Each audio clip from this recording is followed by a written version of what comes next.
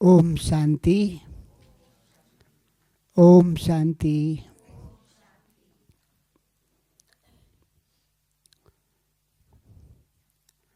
तो बाबा हम सबको जो बातें सुनाते हैं तो सारी बातों को हम सारा दिन भर में कितना हम सब ने मन में रखे। तो आज सुबह बाबा ने मुरली में क्या खास बात बताए जो हमने सारे दिन भर में बुद्धि में घुमाते रहे। तो बुद्धि में घुमाने से ही तो बुद्धि सत्व प्रधान बनेगी, बुद्धि स्वच्छ होता जाएगा। तो बाबा आज हम सबको कई सारी बातों से हम सबको है ना तरोताज़ा किया है। तो हम सब जानते हैं कि हमारे बाबा हम सभी आत्माओं को अपने समान बना करके ले जाने चाहते हैं। हम जैसे जैसे बाप समान बनेंगे तो बाबा भी कितना खुश हो जाएगा। इसीलिए हम सब सुबह जो मुरली हम सब सुन रहे थे तो बाबा क्या बोल रहे थे, हेडलाइन में बाबा ने क्या बोला? हाँ हाँ हाँ। तो जैसे कि बाबा रेस करने के लिए कहते हैं, ज्ञान योग का रेस करेंगे तो हम बाबा के गले का हार बन जाएंगे। और ये तुम्हारी फर्ज है सारी संसार की आत्माओं को बाप का संदेश देना। तो हम सब बाबा के बच्चे जिस भी गांव में शहर में रहते हैं तो हम सबको बाबा ने जन्मजाति एक नेचर डाल दिया है। यह ज्ञान किसी के मन में सदा पकड़ के हम नहीं रख सकते। मन में आते ही हम सबको है ना होता है कि दूसरे किसी को भी सुना दूं, उसका भी कल्याण हो जाए, वो भी बाबा का बच्चा बन जाए। शुरू के दिनों में तो हम सब यही करते थे। 7 दिन का कोर्स पूरा हुआ नहीं हुआ, हम सब ने भी कोर्स कराने सीख लिए थे। और फिर और सभी आत्माओं को भी थोड़ा बहुत टूटी फूटी ज्ञान सुना करके उन सबको भी बाबा का संदेश देने का काम हम सब करते आए। तो माताएं भी तो कितनी सेवाएं करती है गांव में, भाई लोग कितनी सेवाएं करते हैं। तो इसीलिए बाबा का जो सेवा है दिन प्रतिदिन वृद्धि को पाते जा रहा है। तो अब तो 5 महाद्वीप में बाबा ने अपना झंडा लहरा लिया है और सारी संसार की आत्माओं को ये संदेश पहुंच रहा है। तो आगे जा कर के तो बाबा ने यही बोला है कि सभी के मुख से सभी के दिल से यही शब्द निकलेगा, मेरा बाबा आ गया। तो इस लक्ष्य लेकर के बाबा अपना कार्य कर रहे हैं। तो बच्चों को भी हर दिन उमंग उत्साह दिलाते कि नहीं दिलाते? हर दिन दिलाते हैं। तो आज बाबा ने क्वेश्चन में क्या बोला? हाँ, माताओं को तो आज फोकस किया है बाबा ने हाँ है ना, कौन सा श्रृंगार करना है और कौन सा श्रृंगार नहीं करना है। ज्ञान योग का श्रृंगार करना है। ज्ञान योग का श्रृंगार करेंगे तो सभी श्रृंगार फीके हो जाएंगे और वो सारी श्रृंगार तो आर्टिफिशियल है ना। सारे दिन भर में कितना ध्यान रखना पड़ता है फिर भी खिसक जाता है। लेकिन ज्ञान योग से जब हम भरपूर होंगे, हमारे चेहरे में चमक और दमक बढ़ जाएगी और रूहानियत आ जाएगा, तो फिर तो किसी प्रकार के साधनों का इस्तेमाल करने की ज़रूरत नहीं पड़ेगी। इसलिए और सभी श्रृंगार तो बाबा बोलता है ये सब फालतू है ना। तो इसी श्रृंगार में तुमको बिजी रहना चाहिए। तो फिर बाबा ने जो ज्ञान की मस्ती में, ज्ञान योग की मस्ती में रहते ना, उन सब की बीमारियां दूर होती जाती है। और जो थोड़ा लालच रहता है, शरीर को याद करते हैं, तो शरीर को याद करते हैं तो फिर खाने पीने की चीज़ ज़्यादा हमको आकर्षित करेगा और हम जितना खाना चाहिए उतना नहीं खाते। डॉक्टर ने जिस चीज़ को परहेज के लिए बोला है उसको भी हम है ना ध्यान नहीं रखते, तो लोभ आ जाता है तो बीमारी बढ़ जाती है। इस बात को बाबा ने ज़्यादा अटेंशन खिंचाए। तो आज का गीत क्या था, बाबा ने क्या बोला? जो पिया के साथ है उनके लिए ज्ञान की बरसात है। तो हम सब सारे दिन भर में पिया के साथ रहे। हम सबकी सगाई किससे हुई है? बाबा से हुई है। तो इसलिए बाबा से जब सगाई हो जाती है तो बाबा तो हम सबको आत्मा के रूप से ही देखता है ना। तो हम सब आत्मिक रूप से अपने को स्थित करेंगे तो फिर धीरे धीरे आत्मा की चमक बढ़ती जाएगी। आत्मा की चमक बढ़ जाएगी तो बाबा ने आज तो वरदान में क्या बोला? सेवा करते हैं लेकिन योग में बैठते हैं तो क्या याद आता है? सेवा याद आ जाती है। तो सेवा जब याद आ जाएगा तो अंतिम घड़ी में 1 सेकंड का जो पेपर होगा तो हम पास होंगे? नहीं होंगे ना। इसलिए बाबा ने बोला अंतिम घड़ी 1 सेकंड का होगा। सेवा भले कितना भी करे, बाबा ने बोला सेवा तो तुम बच्चों को बिजी रखने का साधन है। तुम्हारा लक्ष्य तो स्वयं को पावन बन करके दुनिया को पावन बनाने का काम है। तो हम सेवा तो बाबा को हम सबको बिजी रखना है ना। ब्राह्मणों को, ब्राह्मण बिजी नहीं रहेंगे तो सारे दिन भर क्या करेंगे? झारमई जगमई इधर उधर की बातें, पर दर्शन पर चिंतन में बिजी रहेंगे। इसीलिए बाबा ने हम सबको सेवा का साधन दिया है कि बच्चे इसी में बिजी रहे सारे दिन भर में। अपने बच्चों का भाग्य बनाने के लिए बाबा ने कितनी सारी बातों को आगे रखना पड़ता है। बच्चों की आदत तो बाप को पता है ना। इसीलिए बाबा जानते हैं कि मेरे बच्चों को अगर बिजी न कर दिया जाए तो फिर सारे दिन भर में सुबह किए गए अमृत वेले का जो कमाई है सारे दिन भर में खा पी के चौट हो जाएगा। और शाम को योग लगाने बैठेंगे तो कहाँ से योग लगाना शुरू करना है पता ही नहीं रहता है। कहाँ से शुरू करना है, कहाँ से फिनिश, कहाँ जाके फिनिश करना है, ये पता ही नहीं रहेगा ना। इसीलिए हम सब बाबा के बच्चे, सबको बाबा कहते हैं कि जवान जो यूथ होते हैं वो यूथ को प्रेरित करते हैं। माताएं होती है तो हम जिन माताओं को जाके ज्ञान सुनाने के लिए, किसी को छोड़ा है क्या बाबा ने? किसी को छोड़ा ही नहीं।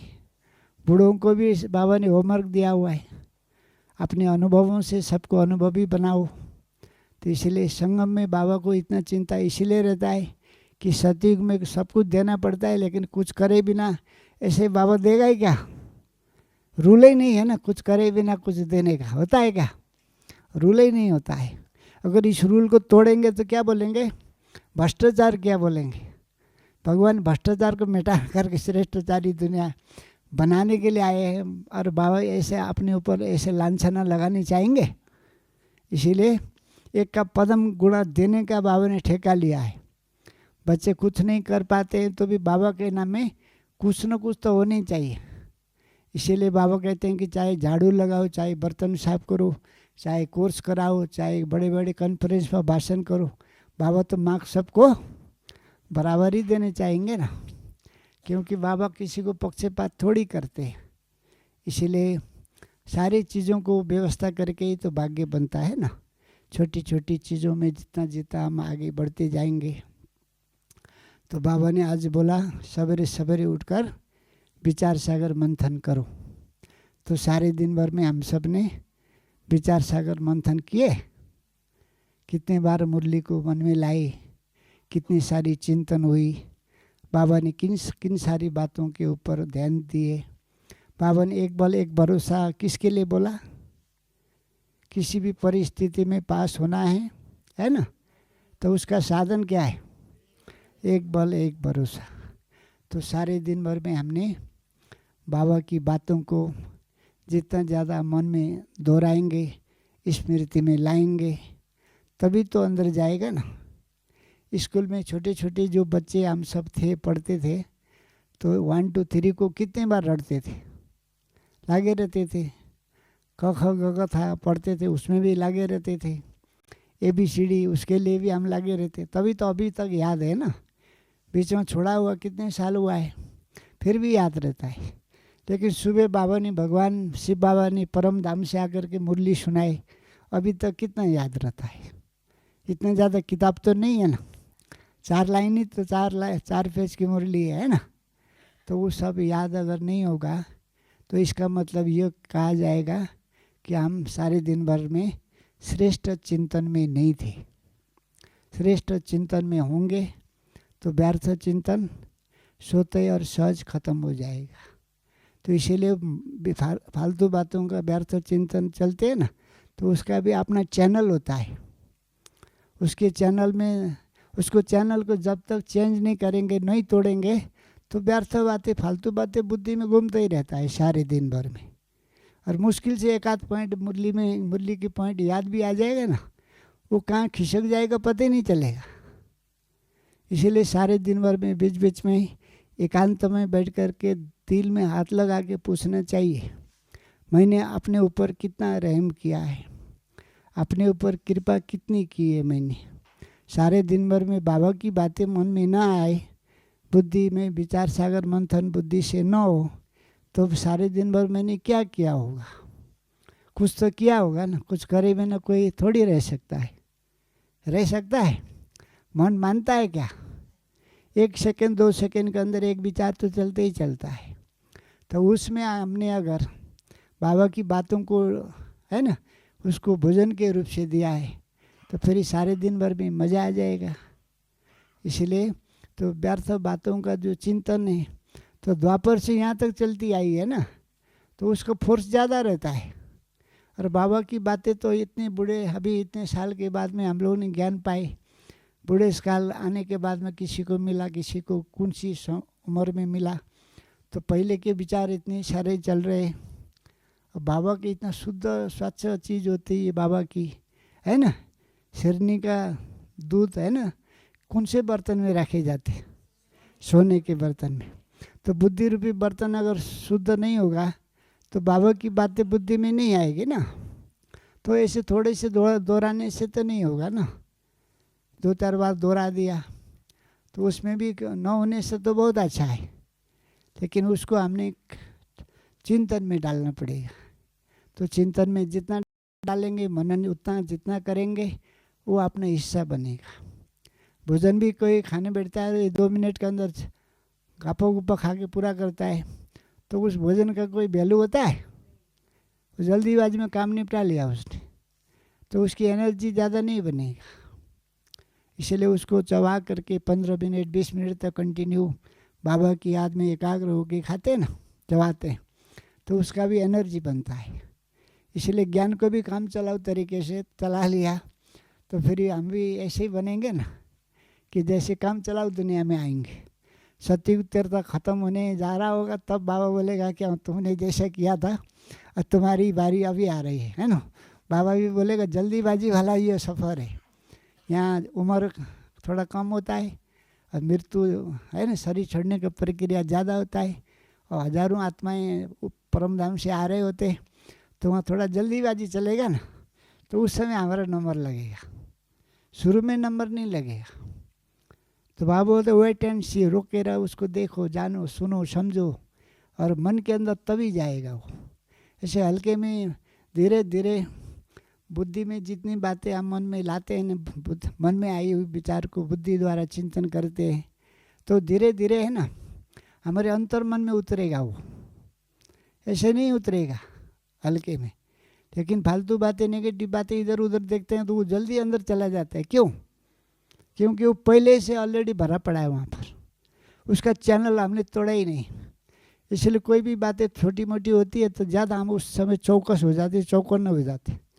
मुरली हुई बाबा की स्पीकर चल रहा होता है, कान में पड़ता है, जैसे कि भैंस को बीन बजाने से कहते हैं कोई फर्क नहीं पड़ता है, ऐसे हालत हो जाता है।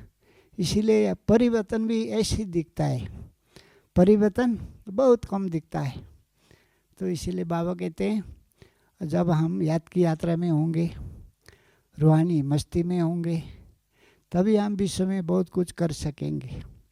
इसीलिए जब हम याद की यात्रा में होंगे ना, तो हमारी जो पवित्रता का जो फाउंडेशन है वो मजबूत होता जाएगा। पवित्रता का जो फाउंडेशन बाबा ने बोला है कि ये फाउंडेशन है, ये बाबा ने बोला ये फाउंडेशन है, लेकिन ये मंजिल नहीं है। फाउंडेशन घर का लगाते हैं तो फाउंडेशन डाल के छोड़ने से कुछ काम होता है? फाउंडेशन इसीलिए डाला है कि 21 माला की बिल्डिंग खड़ा करना है वहाँ पर, 21 जन्म, है ना। तो इसलिए वो फाउंडेशन तो बहुत स्ट्रॉन्ग चाहिए। तो उसके लिए जब हम याद की यात्रा में होंगे तो हमारी प्योरिटी के परसेंटेज बढ़ता जाएगा।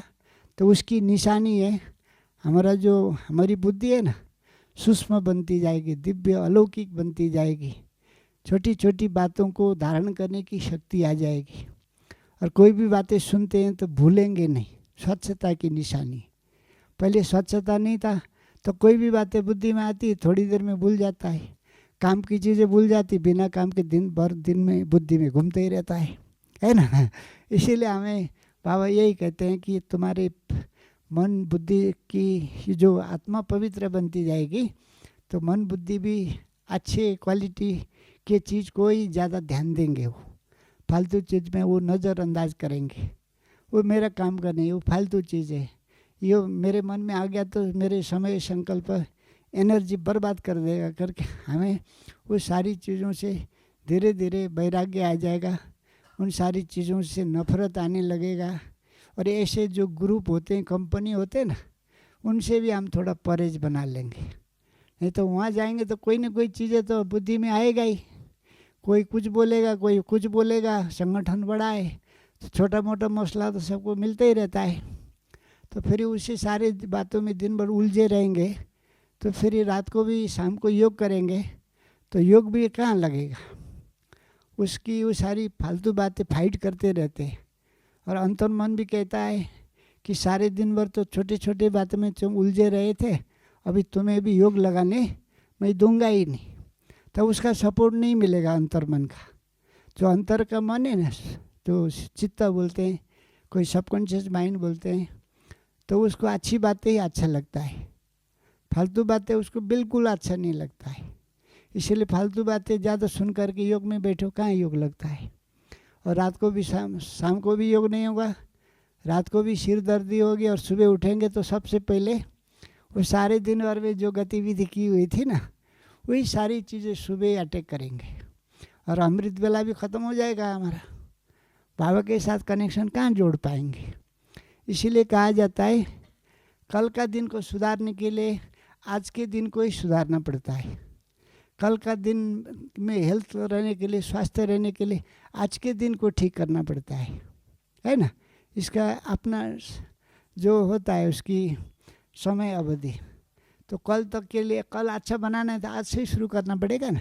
कल सुबह उठ कर के अच्छा हो जाएगा। अभी हम 11-12 बजे तक टीवी देखते रहे, नेट चलाते रहे और सुबह उठे योग लगाए, कहाँ लगता होगा, लगता है लगना मुश्किल है ना। वो सजाए हम सबको सोते ही मिल जाता है। व्यर्थ फालतू में हमने समय बर्बाद किए तो उसका सजाए हमको मिलेगा। तो जब हम ज्ञान योग में मस्त रहेंगे, याद की यात्रा में रहेंगे, हम सबकी जो दैवी गुण है ना वो स्मृति में आते जाएंगे। दैवी गुण हमारे इमर्ज होते जाएंगे। हम सबके अंदर दैवी गुण भरा है कि नहीं भरा है, पहले से भरा हुआ है, लेकिन बीच में कितने जन्मों के पर्दे आ गए, इससे लगता ही नहीं कि दैवी गुण कहाँ पड़े हुए है ना। इसीलिए अलमारी में भी देखते हैं ना, जो फालतू चीज़ें होती हैं वो आगे आगे होते हैं, जो काम की चीज़ें वो और पीछे होते हैं। तो थोड़ा समझदार जो होते हैं वो चीज़ कितने दिन के बाद काम में आता है, कब काम में आता है, तो फालतू चीज़ को पीछे पीछे करते जाएंगे। और अच्छे अच्छे चीज़ होते हैं जो काम के होते हैं, ज़रूरत पड़ने वाले चीज़ होते हैं ना, उसको आगे रखे जाते हैं। इसलिए जो काम की चीज़ नहीं है वो हमको पीछे करना है, उसको यूज़ नहीं करना, उसको छोड़ना नहीं। छोएंगे तो फिर वो एक्टिव हो जाएगा ना। तो फिर उसको 2-4 बार स्मृति में लाए और उसको भूलने चाहे कैसे होगा, है ना। उसी को याद कर रहे, भूलना चाहते और उसी को बार बार याद कर रहे, तो हमसे कैसे दूर जाएगा। हमने उसी को खुद ही बोला है चाय पानी पिलाने के लिए, तो आके चाय पानी पिएगा और बैठेगा कि तुमने ही तो बुलाया तो मैं कहाँ जाऊँगा, तुमने इतना प्यार से बुलाए हैं, है ना। इतने जन्म हम आपके साथ रहे थे, हम आपको ऐसे छोड़ के कहाँ जाने चाहेंगे। तो हम भी मानते नहीं और अंतर पड़ता ही नहीं कि दैविक गुण क्या है, आसुरी गुण क्या है। हम कितना समय व्यर्थ में समय बर्बाद कर रहे हैं, अब हम खाली समय बर्बाद कैसे कर रहे हैं वो समझ में नहीं आता है। इसीलिए जो दुख देने वाली चीज़ें, कष्ट पहुंचाने वाली चीज़ें, हमारे संकल्प एनर्जी को नष्ट करने वाली चीज़ें, वो तो हमारे दुश्मन है कि नहीं है? तो दुश्मन को कोई गले लगाएगा? घर में बुला के पाल के रखेगा, उसको खिला पिला के रखेगा? और घर में घुस जाए तो हाँ हाँ, इसीलिए तो वो सोचते हैं, इसलिए ये मानते भी है ना, मान लिया तो फिर वो छोड़ के जाएगी नहीं। हाँ, इसीलिए उसको हमें थोड़ा देखना भी है, जानना भी है, पहचानना भी है, और उससे उसको हमने इस्तेमाल करने से हमारी क्या क्या नुकसान हो गई, हमको क्या क्या घाटा हुआ, हमने कितना समय एनर्जी गंवाई, हमारी खुशी शांति कहाँ चली गई, ये चेकिंग करना पड़ेगा ना। चेकिंग दूसरा तीसरा थोड़ी करके देगा, कोई नहीं देगा। इसीलिए बाबा कहते हैं कि हमारे दैवी गुण ऑलरेडी भरे पड़े अंदर में, लेकिन बाबा हम सबको स्मृति दिला रहे कि तुम थे, तुमने जन्म जन्म अनेक कल्प तुमने सती की दुनिया में पाठ बजाए थे। ये दिन रात मुरली में क्यों बोलता है बाबा? कभी कभी बाबा बोलता है बच्चों को तो मैंने सब कुछ पहले दे चुका हूँ, वो मेरे पास में अब कुछ है ही नहीं, बोलते कि नहीं बोलते बाबा? इसीलिए अंदर भरा हुआ है, लेकिन वहाँ तक पहुँचने के लिए बाबा के सपोर्ट के बिना, सहयोग के बिना, बाबा की याद के बिना हम वहाँ नहीं पहुँच पाएंगे। इसलिए बीच में कितने पर्दे आ गए, 63 जन्म के 63 पर्दे आ गए। अब उसको तोड़ना फाड़ना, उसको हटाना, उसको निकालना, तो कितना मेहनत। फिर भी बाबा की याद में जैसे जैसे हम डूबते जाएंगे तो एक एक पर्दे फटते जाएंगे, उसका काले बादल छंटते जाएंगे। और कभी कभी अच्छे गुण, विशेषता, खूबी हमारे जीवन में अचानक आ जाते ना, बाबा दे देते कभी, इसका भी चस्का ले लो, इसका भी आनंद लो, और उससे तुलना करो। पहले ऐसा दिन था, सारे दिन भर मज़े में रहे थे, हम उड़ती कला का अनुभव कर रहे थे, और दूसरी अवगुण आ गए तो हम डमाडोल हो गए, पूरे धरनी पर आ गए, पूरे फुल बॉडी कॉन्शियस में आ गए। तुलना करके तो देखना पड़ेगा ना, उस दिन में कितने एंजॉय लिए थे, आज हम कितने थोड़ा दुखी हो रहे, चाह करके भी विचार मन में डेरा डाल के बैठे, निकल ही नहीं रहे। तो विचार, घटे विचारों को निकालने के लिए कोई लाठीचार्ज कर सकता है मन में? है लाठीचार्ज करने का जगह? ट्यूबलाइट लगाने का जगह है अंदर में? अंधकार आता है तो नहीं है ना। इसीलिए बाबा बोलते हैं सवेरे सवेरे उठ के विचार सागर मंथन करो, बाबा से रुहरियान करो, तो आत्मा की चमक बढ़ती जाएगी। तो जैसे जैसे हम याद की यात्रा में होंगे, योग के मस्ती में होंगे, तो बाबा की सेवा है ना, धीरे धीरे बढ़ता ही जाएगा।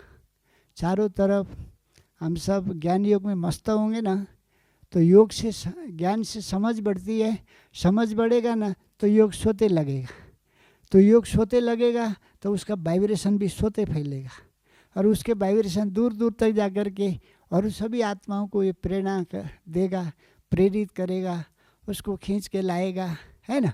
एक समझ बढ़ती है तो कितने सारे फायदे होते हैं।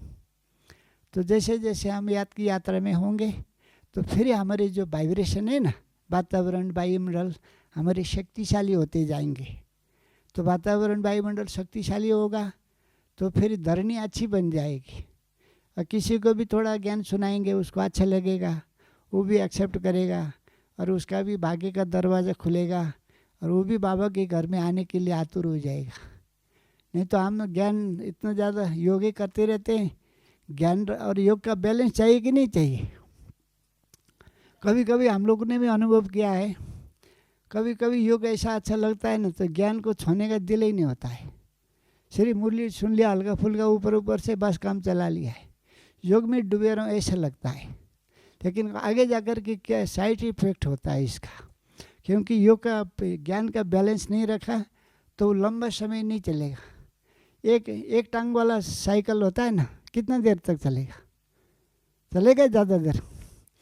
दो टांग वाली साइकिल चाहिए। एक पहिया वाला साइकिल तो सर्कस में दिखाते हैं ना, तो हम लोग सदा एक पहिए वाला तो नहीं चला सकेंगे ना। इसीलिए दोनों का बैलेंस चाहिए, और ज्ञान होगा तो योग होगा, योग होगा तो ज्ञान होगा, समझ बढ़ती जाएगी तो अंधकार खत्म होता जाएगा। तो समझ जितना बढ़ेगा तो योग सोती लगेगी, और हमारे जो वातावरण में जो वाइब्रेशन बिगड़ा हुआ है, कई जन्म से तो हम लोगों ने खुद ही बिगाड़ के रखा हुआ है, तो उसको भी शुद्ध कौन करेगा? हम ही लोगों को करना पड़ेगा। जो खुद ने बिगाड़ा है तो दूसरा कोई मदद करेगा? किसी दूसरी बातों से हेल्प तो ज़रूर करेगा, लेकिन वाइब्रेशन तो खुद को फैलानी पड़ेगी ना। तो फिर वातावरण वायुमंडल शुद्ध होगा, तो फिर हम सबको लगेगा कि हमारे अंदर कितने जन्म के विकर्म है, पाप कर्म है, विकार है, ये सभी हमारे अंदर है।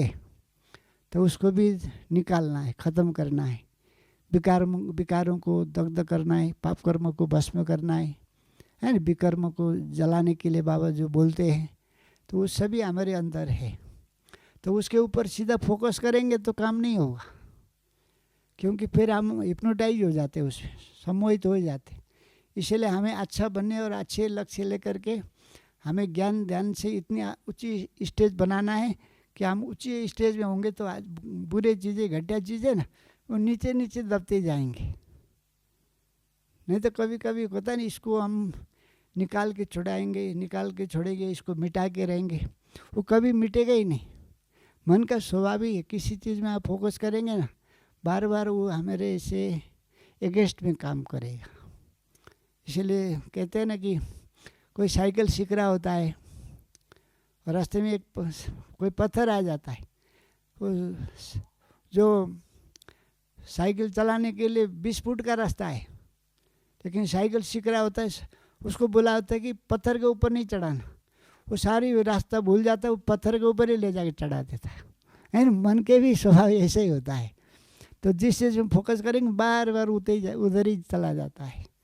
इसलिए हम सब मन के स्वभाव को भी समझना पड़ता है, क्योंकि मन क्या करता है, मन की आदत क्या है, मन के है ना गतिविधि को जब तक हम नहीं जानेंगे, उसको नज़रअंदाज करेंगे, तब तक स्थिति हमारी उतना जम नहीं पाएगी। इसलिए बाबा कहते हैं कि हमारे जो पुराने स्वभाव है, संस्कार है, कितने जन्म के, धीरे धीरे करके ये स्वभाव संस्कार तो इतने भीतर छिप गए हैं कि उसको समझना ही मुश्किल है। आज सारी दुनिया को समझना आसान है, लेकिन अपनी स्वभाव संस्कार को समझना इतना छोटी मोटी सब्जेक्ट नहीं है। और हम कभी कभी है ना, तो संस्कार परिवर्तन की योग बड्डी करते हैं, कभी क्या नाम देते हैं, कभी क्या नाम देते हैं, फिर पीछे जाके देखता है तो यूँ कहते हैं संस्कार, तो उससे भी कठोर हो जाते हैं, वो हिलते ही नहीं, टस का मसी नहीं होते। हाँ, इसीलिए संस्कार को हमने अभी तक स्वयं के संस्कार को हमने स्टडी की ही नहीं है। स्वयं के संस्कार को जब तक ठीक रीति से नहीं जानेंगे ना, तब तक क्या परिवर्तन करेंगे। संस्कार तो बहुत गहरे अंदर में चला गया है, तो ऊपर ऊपर से हाँ चेकिंग बहुत गहराई में चाहिए, क्योंकि एक तो छोटी छोटी चेकिंग होते हैं। हम अमृत वाला कितने बजे उठे, बाबा से कितना हमने प्यार किया, मुरली सुने नहीं सुने, सेवा हुई नहीं हुई, मोटी मोटी सब्जेक्ट है ना।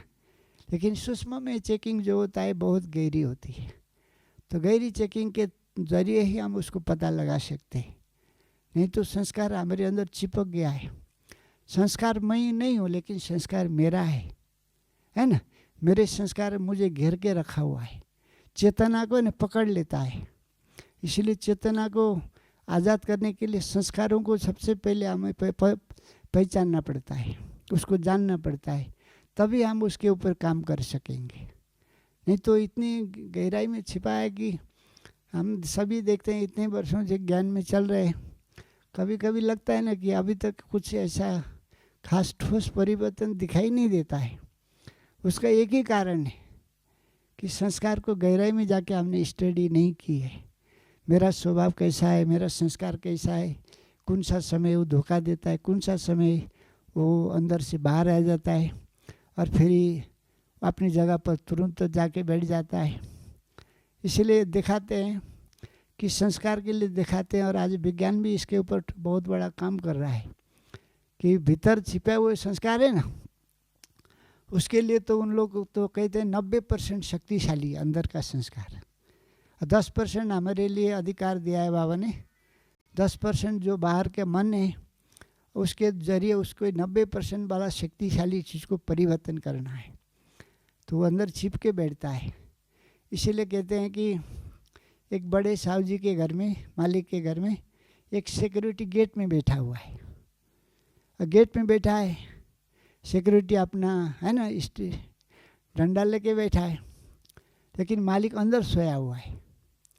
और बाहर में कुछ हंगामा होता है, हल्ला गुल्ला होता है ना, तो मालिक अंदर से उठ करके बाहर आता है और 2-4 लोगों को चमाट मारता है, डंडा मार देता है, पीट पाट करके वो चुपचाप से निकल के वो अपने खटिया में जाके सो जाता है।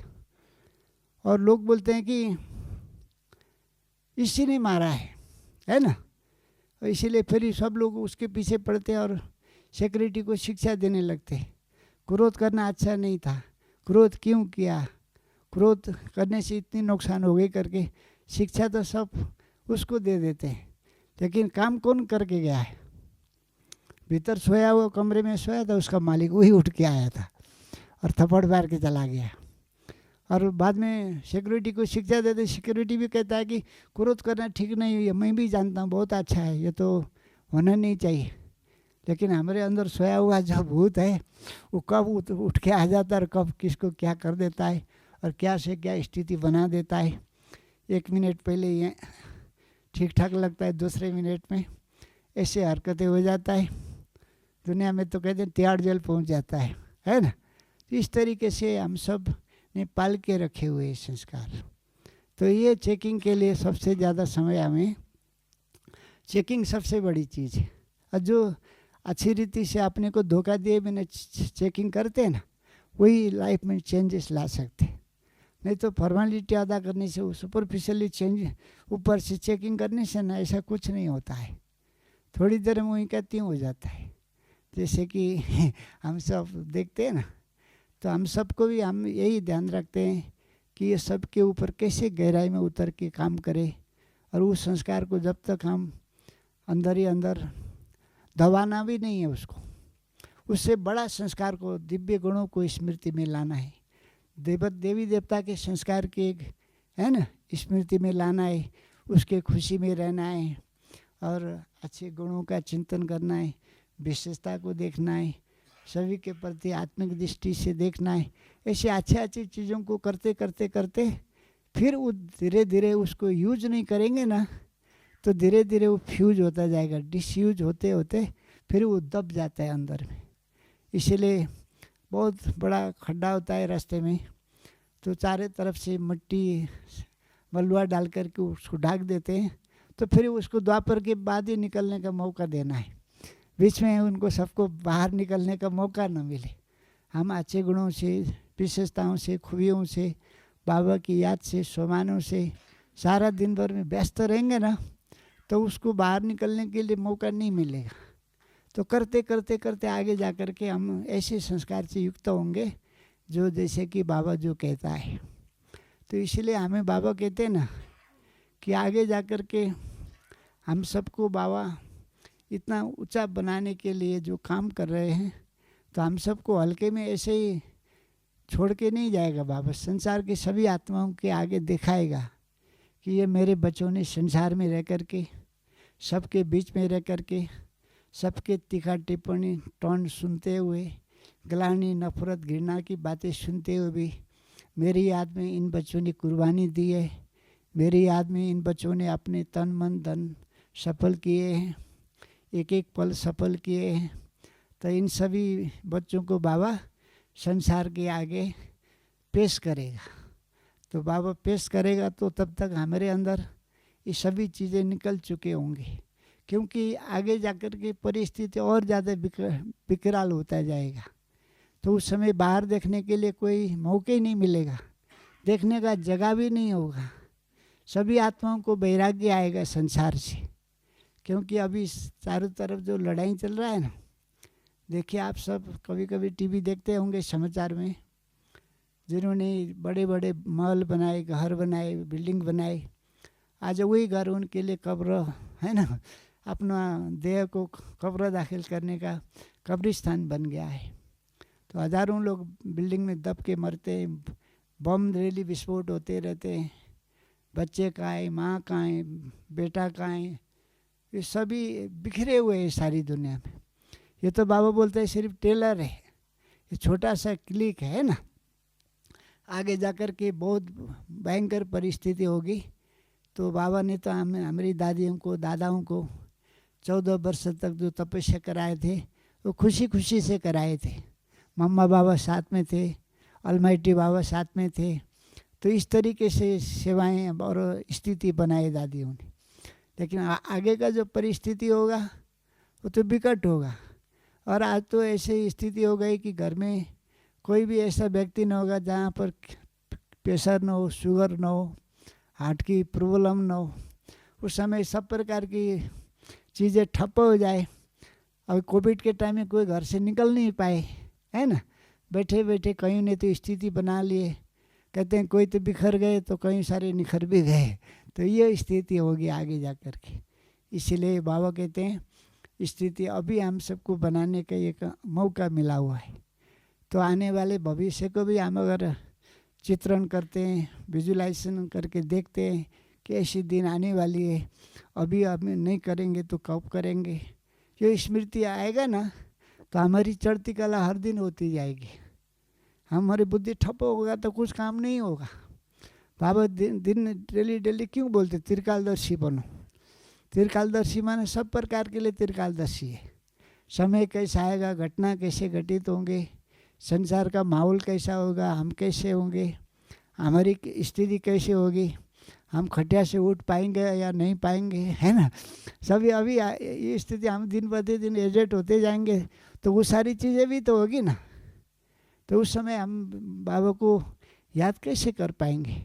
इसीलिए पल पल अभी हमारा 2 घंटे 4 घंटे वाले योगी तो नहीं है ना, हम सब निरंतर योगी है।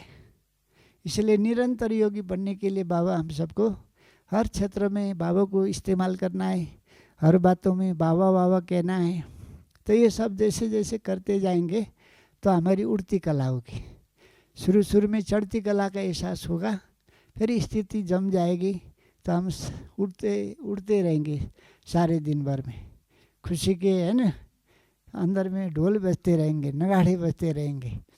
और क्या चाहिए बाबा के बच्चों को। तो इसीलिए बाबा ने इस संसार की सभी आत्माओं को देख करके अभी हमको थोड़ा थोड़ा टाइम निकाल के ना, आधा घंटा 20 मिनट संसार की आत्माओं को भी वाइब्रेशन देने चाहिए। भगवान हमसे मिले, हम भगवान के बच्चे बन गए। उन सबको तो क्या मिला, कुछ भी नहीं मिला। वो बम बारूद गोलाई मिला, उनको गोलियां मिली, है ना। गोलियां तो हम सबको भी मिला हुआ है, डेली खाते कि नहीं खाता है, हाँ। लेकिन उनको तो पूरा छेद करने वाला गोली मिल गई। तो हज़ारों लोग डेली मरते जा रहे हैं। इसीलिए बाबा हम सभी आत्माओं को इस तरीके से जो पालन पोषण करते हैं, तो हमारी वाइब्रेशन जैसे जैसे आगे बढ़ता जाएगा तो भटकती हुई आत्माओं को ठिकाना मिलेगा। वो सभी आत्माओं को भी तो ठिकाना कौन देगा, हम ही लोग देंगे ना। बाबा बोलते हैं ना, पासपोर्ट वीसा तुम ही लोगों को देना है, ठप्पा तुमको लगाना है, मुक्ति का ठप्पा तुमको लगाना है। तुम बच्चों को अथॉरिटी बाबा ने दिया है। इसीलिए बाबा को इतना ज्ञान, उन सबको ज्ञान इतना सुना करके बाबा के बच्चे बना करके मुक्ति धाम तक तो सबको जाना है, लेकिन सहज रूप से जा सके, किसी प्रकार का सजाए न हो। इसीलिए कहीं कहीं देखा गया है भूकंप के टाइम में कोई बिल्डिंग गिर जाता है, गर्दन तक पूरा दब जाता है, पचका हुआ था, लेकिन आत्मा निकलती नहीं है। और जो रेस्क्यू करने वाले होते हैं 8 दिन के बाद उसको जिंदा निकालते हैं, लेकिन शरीर पूरा चिपका हुआ है पापड़ की तरह। कैसी दिन काटे होंगे ऐसी आत्माओं ने। तो वो सभी आत्माओं को थोड़ा इमर्ज करो तो वाइब्रेशन देने का दिल होगा कि नहीं होगा। हमारे छोटे से संकल्प से उसको मुक्ति मिल जाती थी, शरीर से निकलने का ताकत मिल जाता था। तो उसके विकार में इमर्ज हो गए, वो निकल नहीं पाई आत्मा। तो ये ऐसा हालत तो अभी आगे बढ़ेगा। इसीलिए बाबा कहते हैं तो ये तुम्हारे भाई बहन हैं, तुम तो पूर्वज हो, अग्रज हो। तो पूर्वज की बहुत बड़ी जिम्मेवारी होती है। तो ये काम हम थोड़ा सा बुद्धि को घुमाएंगे, स्मृति में लाएंगे ना, थोड़ा मन चंचल होता है, थोड़ा 5 मिनट योग इधर किया उधर किया घूमते रहेंगे, इससे कोई अनुभव थोड़ी होने वाला है। अनुभव होगा तभी तो कुछ दे सकेंगे। इसीलिए हम लेने के लिए पात्र तो न बने, देने के लिए कम से कम कुछ हमें इतना योग्य लायक बनाना है। तो इसीलिए जैसे कि अभी भी हजारों ऐसे लाखों भक्त आत्मा है ना, भगवान की चाह रख करके मठ मंदिर में, देवालय, शिवालय में, तीर्थों में जाकर के डुबकी लगा रहे। तो उन सबको भी कौन ठिकाना देगा? उनको कौन साक्षात्कार कराएगा? उन आत्माओं का कल्याण कौन करेगा? भक्त आत्माएं, भगत आत्माएं, कोई हनुमान को भगवान कहते हैं, कोई गणेश को मानते हैं, कोई किसको मानते हैं, है ना। तो उन सभी आत्माओं को भी ठिकाना देने के लिए बाबा हम सबको प्रयोग करेगा। तो हम देह अभिमानी स्थिति में होंगे, है ना, तभी बाबा उन सभी आत्माओं को हमारे द्वारा साक्षात्कार कराएगा। इसीलिए हम बाबा हम सबको यूज करें। बाबा जो हमारे लिए सोचता है कि हम पूरा बॉडीलेस स्टेज में होंगे, अशरीरीपन के अनुभव में निरंतर होंगे, तो आसपास की आत्माओं को तो कौन कराएगा? हमको ही करानी पड़ेगी ना। हर एक के अपने अपने एरिया होते कि नहीं होते और सबके अपने अपने एरिया होते। वहाँ के लिए आपका वो भगत होगा, वो आपका भक्त होगा, है ना। तो उन सबको भी मुक्ति हमें देना है। इसीलिए बाबा ने ये सभी बातें, जैसे कि भक्त आत्माओं को भी ठिकाना देना है। भगत आत्माएं चारों तरफ ठक्कर खा रहे, घूम रहे, यहाँ मिलेगा, वहाँ मिलेगा, कहाँ मिलेगा, चारों तरफ गुरुओं के, है ना, चरण पकड़ के उसका पाँव धुलाई करके पी रहे, चरणामृत कहते हैं। तो फिर अभी देखिए कितना भक्ति का भी फोर्स देखिए कितना बढ़ता चला जा रहा है चारों तरफ। जैसे जैसे ज्ञान भी आगे बढ़ता जा रहा है। आज बाबा के जो चारों तरफ विश्व ब्रह्मांड में हमारी संस्था खुल चुकी है, इतना ज्ञान भारत के तो गली गली में खुल चुका है, फिर भी कोई ना कोई बाबा निकल कर के सभी लोगों को गुमराहित कर रहे हैं। और कोई सब बेचारे लगे हुए हैं। छोटे से चमत्कार हो जाता है, लेकिन अपनी प्रॉब्लम थोड़ी दूर होता है। थोड़ी देर के लिए होता भी होगा वहाँ बैठ कर के, लेकिन घर में आते, अपने कार्य क्षेत्र में आते हैं तो यूँ का त्यों रह जाता है ना, बना रहता है, हटता ही नहीं सारी चीज़ें। इसलिए हम जब जितनी ज़्यादा याद की यात्रा में होंगे, रूहानी मस्ती में होंगे, हम सब अनादि गुणों की स्मृति में होंगे, तब फिर हम सबको इतनी ताकत आया हुआ एहसास होगा। और सभी आत्माओं के छोटे छोटे भ्रम भ्रांतियों के जो जाल से निकलेंगे, उस बाउंड्री से निकलेंगे और बाबा की तरफ उन सब का नज़र आएगा। नहीं तो अभी सभी कहेंगे कि मेरा बाबा आ गया है, बोलेंगे? कहाँ बोलेंगे इतना जल्दी, है ना। सभी आधार टूटेंगे तभी तो बाबा की तरफ नज़र होगा सबका। इसीलिए ये सभी चीज़ें, तो जैसे जैसे हम याद की यात्रा में रहेंगे ना, तो पूरे हमारी संगठन मजबूत होता जाएगा। रूहानी मस्ती में जो फैलने वाला वाइब्रेशन होता है हमारे संगठन को मजबूत करता जाएगा। नहीं तो संगठन में कोई ना कोई आता है, कोई कोई खिसकते जाते हैं, नए आते हैं तो फिर भी उतना ज़्यादा इफेक्ट नहीं होता, लेकिन पुराने छोड़ के जाते हैं ना तो ज़्यादा डिसर्विस हो जाता है। इसीलिए हम सबको, जैसे बड़ा बिल्डिंग बनाए, लेकिन सबसे नीचे का 1-2 ईंट अगर निकाल दिया जाए, क्या होगा? बिल्डिंग कांपता कि नहीं कांपता? खतरे में आता कि नहीं आता? तो हम सब बाबा के बच्चे, बहुत बड़े बिल्डिंग के एक एक ईंट है हम सब, और सभी को पालना देनी, पुचकार देना है, एक आपस में मिलजुल के रहना है। तभी तो फिर हम सब अपनापन का अनुभव होगा, तभी तो छोड़ के जाने का दिल नहीं होगा ना। और डायरेक्ट बाबा से शक्ति खींचने की भी कहीं आत्माओं को ताकत नहीं रहता है। विकर्म इतने हुए, विकार इतना है, तो आत्मा को ऊपर जाने की ताकत ही नहीं रहती है। तो इसलिए हम जैसे जैसे याद की यात्रा में होंगे तो बाबा कहते हैं हम ताकत आती जाएगी, और हर दिन फिर उसके बाद में नए ज्ञान के राज रहस्य खुलते जाएंगे। और कोई सारी बातें हमारे मन में क्वेश्चन के रूप में आते हैं, किसको पूछे, किसको जाके बताए, लेकिन गहराई में योग में जाते हैं बाबा बोलते हैं 8 घंटा चाट होनी चाहिए।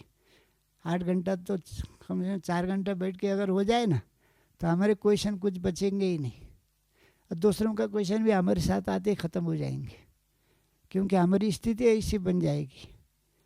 इसलिए योग में कंजूसी नहीं करना, और सारी बात में कंजूसी करना है भले कोई बात नहीं, है ना, लेकिन योग में तो जितना भी हो सके कैसे भी करके स्थिति को बनाना है।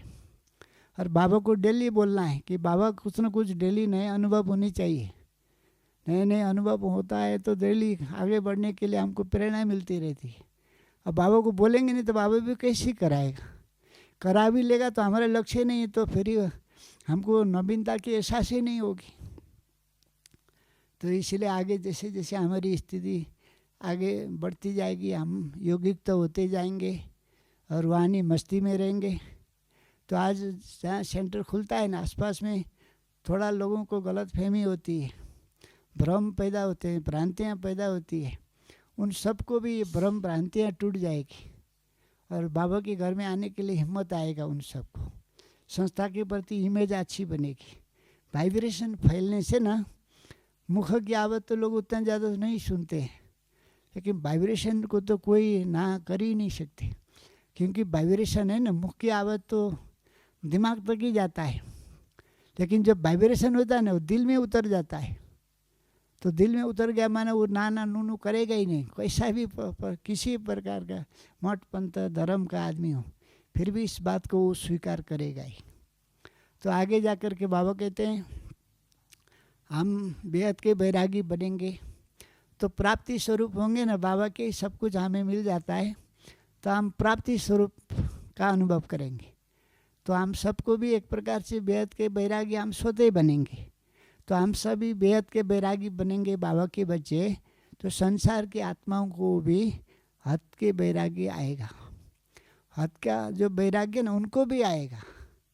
जैसे कि कभी कभी शमशान घाट में जाते हैं तो शमशानी बैराग्य तो आता है, लेकिन घर में आने के बाद में वो सारी साधन सारी चीज़ें मिल जाता है तो ज़्यादा देर तक वो शमशानी बैराग्य चलता नहीं है।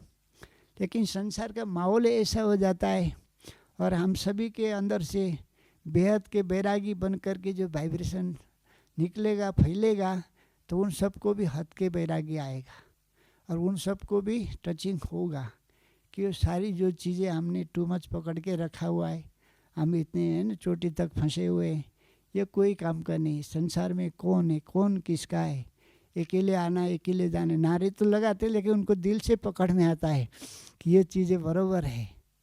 तो इसीलिए आगे जा कर के बाबा ने बोला है कि तुम जब बेहद के बैरागी बनोगे तो संसार की आत्माएं भी हद के बैरागी बनेंगे। तभी तो फिर उनको संसार से इंटरेस्ट ख़त्म होगा ना, तभी तो फिर बाबा की तरफ रुख करेंगे वो सब आत्माएं। नहीं तो सारी चीज़ें वहाँ मिल रही हो।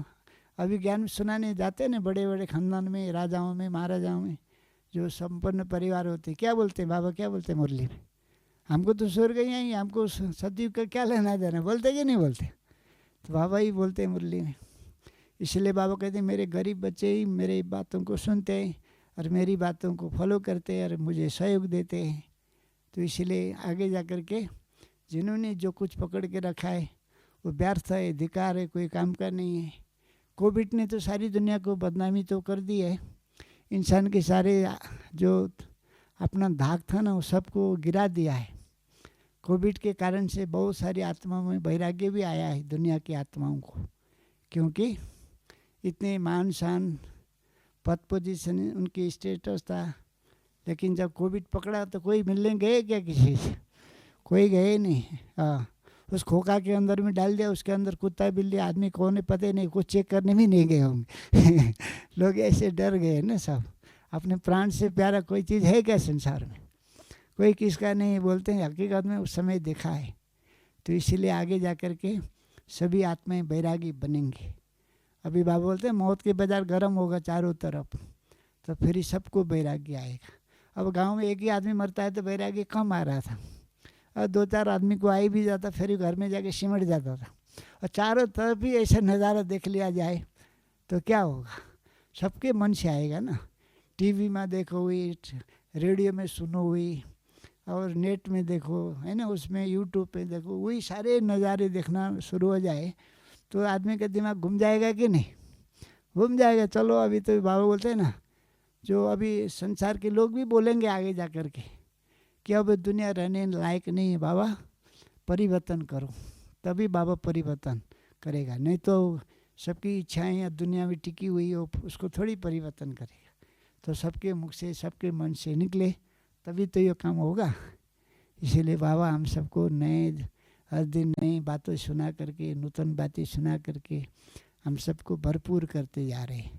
तो आगे जा कर के बाबा बोलते तुम्हारे योग बल इतना शक्तिशाली हो जाएगा तो विनाश के लिए जो निमित्त बनी हुई आत्मा है ना, उसको भी शक्ति कौन देगा? हम ही लोग देंगे ना। अब प्रकृति भी जो है ना परिवर्तन होने के लिए चाह रही है, तो वो सब चीज़ें हम सबके साथ होगा। अच्छा, ओम शांति।